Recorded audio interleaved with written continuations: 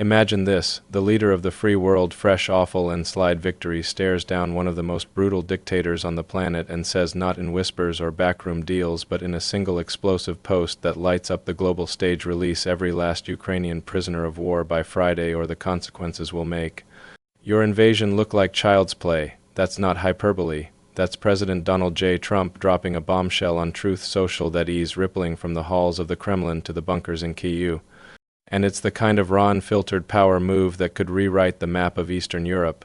But this isn't just about one tweet or one deadline. It's the opening salvo in a high-stakes chess match where pawns are human lives, bishops are billion-dollar sanctions, and the king, well, that's a madman in Moscow who's finally blinking. And as this unfolds, you've got the mainstream media tripping over itself to downplay it, a tech giant like Google quietly scrubbing search results that might amplify Trump's voice. And over in the Senate, Mitch McConnell's old guard getting absolutely eviscerated by their own side for daring to question the strategy. These aren't isolated blips on the news ticker. They're seismic shifts in global security, American leadership, and the soul of our democracy, all colliding in real time on a Thursday afternoon. In November 2025, before we unpack the chaos of today, though, we need to step back and see the battlefield for what it really is. Ukraine isn't just a war. It's a grinding tragedy that's bled the world dry for nearly 3 years now. We're talking about over 500,000 dead or wounded on both sides, cities turned to ash under Russian artillery, families shattered by missiles that don't discriminate between soldier and schoolchild, and at the heart of it all, the prisoners, not faceless numbers on a spreadsheet, but real people, Ukrainian soldiers captured in the Donbas, civilians snatched from their homes in Kherson, even aid workers caught in the crossfire. Some are tortured in secret black sites, others are paraded on Russian state TV like trophies. Their stories leak out in drips. A young medic from Lviv who hasn't seen her toddler in 18 months, a farmer from Odessa whose letters home are smuggled via ham radio. It is the kind of human hell that keeps diplomats up at night and generals chain smoking in war rooms. But here is the layer most cable news glosses over: the shadowy web of intermediaries pulling strings from the shadows. Turkey's been the quiet broker, hosting marathon sessions in Istanbul where envoys from Moscow and Kyiv trade barbs over bad coffee. The Vatican's slipped in papal mediators, whispering pleas for mercy through back channels. Even Qatar, fresh off its Gaza playbook, has floated neutral ground swaps. These aren't flashy summits with photo ops. They're gritty, sleep-deprived haggling sessions where progress is measured in lives exchanged, not headlines grabbed. For months, it felt like pushing a boulder uphill in a blizzard: incremental prisoner releases here, a ceasefire there that crumbled by dawn. Nations like the UAE and Saudi Arabia hovered on the edges, dangling economic incentives to sweeten the pot, but nothing stuck. Putin played the long game, stonewalling with demands for territorial concessions that no Ukrainian leader could stomach. Zelensky, for his part, held the line publicly but confided to allies that exhaustion was setting in not just for his troops, but for a nation weary of being the West's forever proxy. Enter Donald Trump, not as a bystander or a tweet stormer, but as the deal-maker who smells blood in the water. This wasn't some scripted Oval Office address polished by a dozen speechwriters. No, this was vintage Trump, direct, visceral, and laced with that unmistakable New York edge. He fires off a post on Truth Social around AM Eastern, and within minutes it's trending worldwide. The text: something like this: Putin, you've held these brave Ukrainians long enough. Release all prisoners of war, every soldier, every civilian, every soul by this Friday at midnight Moscow time. The US, NATO allies, and even your so-called partners in Beijing have greenlit the framework. It's a 15-point peace blueprint, no more. Annexations, verified borders, reconstruction aid flowing from frozen Russian assets. Do it and we talk trade, energy deals, a new era. Ignore it and the sanctions tsunami hits like you've never dreamed. Secondary tariffs on every oligarch yacht, swift exclusions for Gazprom, and a military aid surge to Ukraine that makes your Black Sea fleet look like target practice. Peace comes one way or another, Vladimir. Your move, pause right there and let that sink in, one way or the other. That's not State Department fog, it's a velvet-gloved fist, wrapped in deadline and delivered with receipts. Trump didn't just demand. He laid out the architecture points on demilitarization zones, international monitors from neutral parties like India and Brazil, even a fund seeded with $50 billion from seized Russian assets to rebuild Mariupol's steel mills, and the kicker: he looped in China explicitly, nodding too, she's quiet frustration with Putin's oil price sabotage. Whether you see Trump as a bull in a china shop or the only guy willing to grab the bull by the horns, you can't deny this breaks the mold. Past presidents think Obama with his red lines or Biden with his endless summits would have layered on caveats, consulted 47 allies, and emerged with a communique that satisfied no one. Trump. He skips the foreplay, names the stakes, and sets the clock ticking. Now, the response was electric. Not the eye rolls from Beltway pundits you'd expect, but something seismic from the other side of the front lines. Within hours, a Kremlin spokesman, one of those stone-faced Lavrov deputies, issues a statement that is equal parts cagey and conciliatory. Russia notes the American proposal with interest, it reads, and confirms willingness to discuss phased releases of verified detainees as a gesture toward de-escalation. Phased releases, that's code for partial acceptance, not the full Monty, but enough to crack the door ajar. They're talking about starting with 200 low-profile POWs, the wounded and elderly first, in exchange for a 72-hour artillery blackout along the Dnieper River. It's not the sweeping surrender Trump demanded, but in the frozen trenches of this war, it's a thaw. Analysts on BBC were scrambling. This is unprecedented. Putin hasn't budged on prisoners since Bakhmut fell, and get this. Zelensky himself retweets Trump's post with a Ukrainian flag emoji and the words "time to end the suffering." Details matter, but action speaks. No faint praise. That's buy-in from a guy who's spent years viewing Trump with wary skepticism, but here's where the plot thickens in a way that would make a Tom Clancy novel blush. Trump doesn't stop at the tweet. He pivots to the Europeans, those fair-weather allies who have been all bluster and short checks since day one, in a follow-up video from the White House Rose Garden. Flanked by Blinken looking unusually subdued, Trump lays into NATO. Germany, France, you've got the tanks collecting dust in warehouses while Ukrainian kids dodge drones.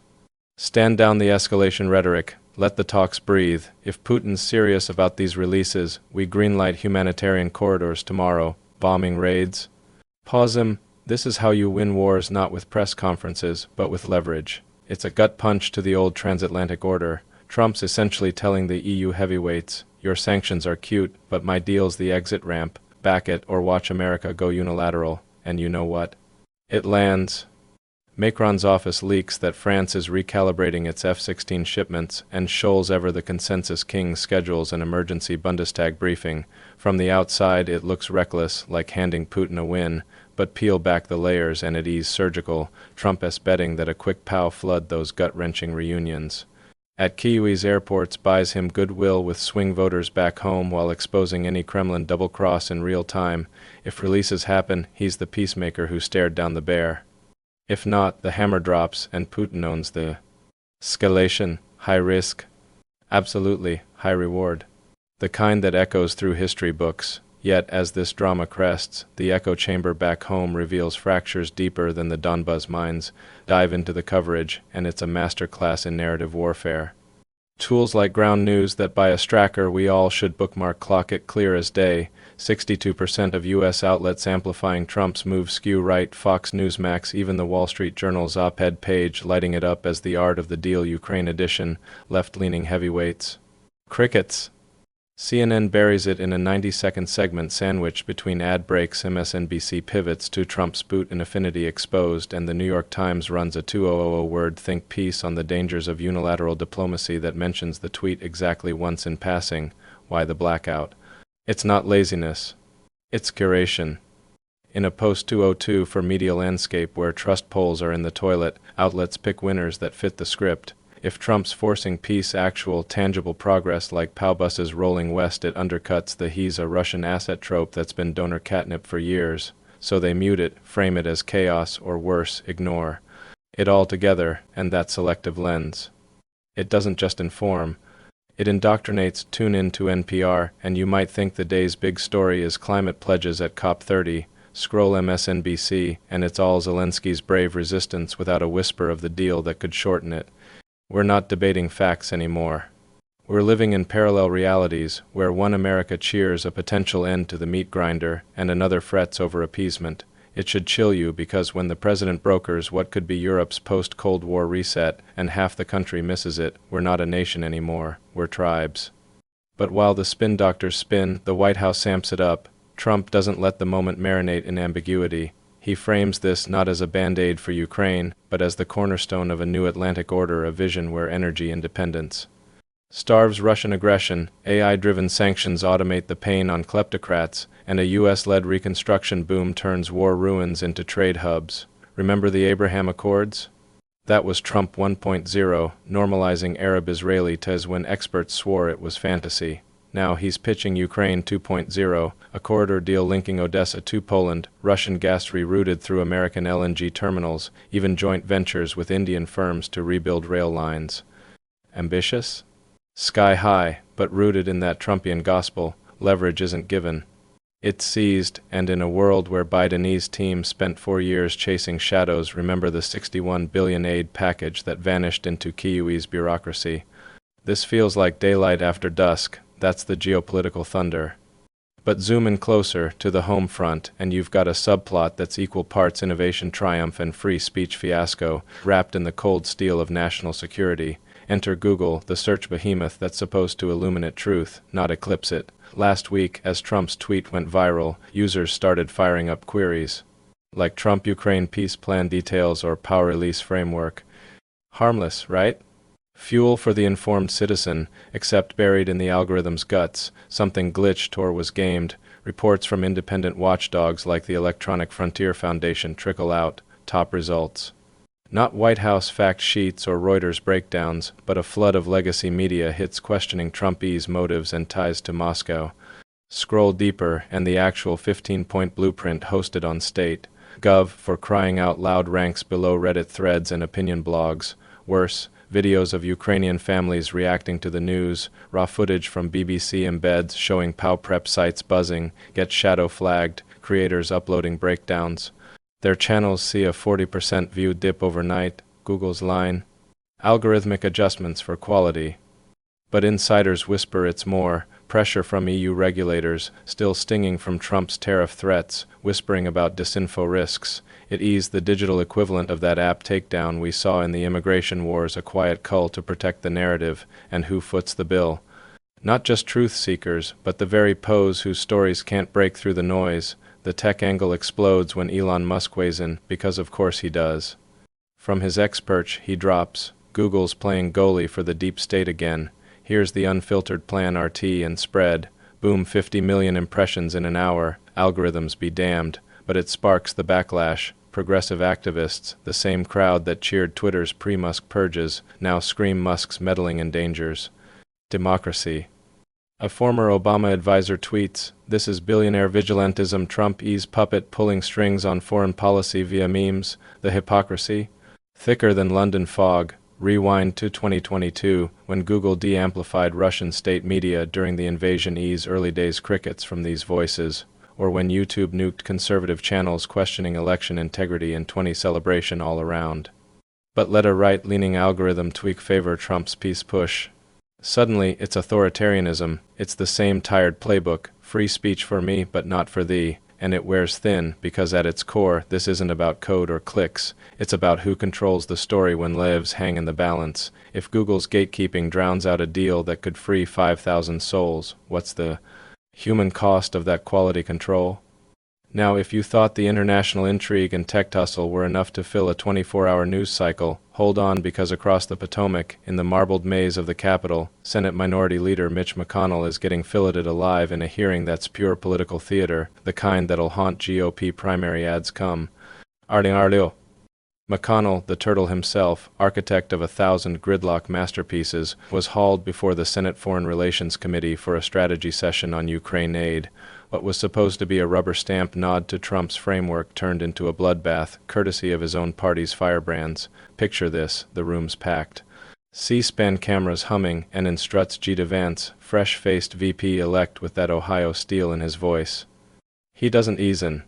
He eviscerates. Leader McConnell, back in 22, you called Trump's NATO skepticism reckless endangerment, said it had emboldened Putin. Fast forward to now, the man's got Moscow on the ropes with one pose prepping for buses home, and you're here whispering about multilateral consultations. What's changed, Mitch? Or is it just that the boss isn't wearing your party's jersey anymore? The chamber freezes. McConnell, that poker face cracking just a hair, stammers something about fiscal prudence and alliance cohesion, but Vance isn't having it. He pulls up the receipts, a March 2024 floor speech where McConnell blasted unilateral moves as amateur hour, then contrasts it with today's silence on Trump's blitz. You spent years blocking deals that smelled like Trump. Now he's delivering, and your caucus is mute. Is this leadership, or are you just waiting for the donor check to clear? It's surgical, folks. Vance channeling that populist rage, turning McConnell's institutionalism into a punchline, and the crowd. Not just senators. It's the gallery erupting in murmurs, aides live tweeting, even a few McConnell loyalists shifting uncomfortably. Why does this sting so bad? Because McConnell isn't some freshman firebrand. He's the institutional memory, the guy who outlasted presidents and pandemics. But in the Trump era 2.0, that tenure's a liability. Recent polls from Morning Consult show his approval cratering in red states. Kentucky E-zone Rasmussen numbers have him underwater by 15 points against a generic challenger. He's caught in the crossfire. The old guard sees Trump's tweet as cowboy diplomacy, risking NATO's soul for a quick win, the base. They see a chance to end the $200 billion sinkhole, bring manufacturing home from the war economy, and stick it to the Davos crowd who've profited off the stalemate. McConnell tries the pivot. I've always supported robust aid, but with strings verifiable progress. Vance fires back. Strings?